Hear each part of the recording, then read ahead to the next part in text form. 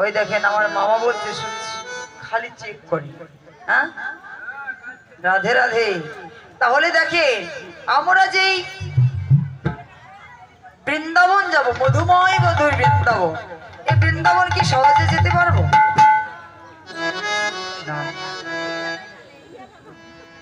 আমরা যখনই বা পার হব, আমরা যদি কেউ গুরুর চরণ আশ্রিত না হতে পারি, প্রভুকে যদি স্মরণ করতে না পারি,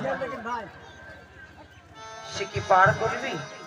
যদি তার সঠিকভাবে কর্ম না করতে পারি, তার ভজন করতে না পারি, সাধন করতে না পারি, তাহলে ওই পার হওয়ার সময় তাকে কি জপটা দিব, কি কথাটা বলবো? হ্যাঁ, কেমনে পার হব? তাই দেখে এই বৃন্দাবন যাওয়া কত বড় কঠিন। হ্যাঁ, এই মধুময় বর্তমান জাগতিক জগতির বৃন্দাবন যেতে হলে টাকা পয়সার প্রয়োজন হয়, আর আমার এই মধুময় মধুরী বৃন্দাবন যেতে হলে কি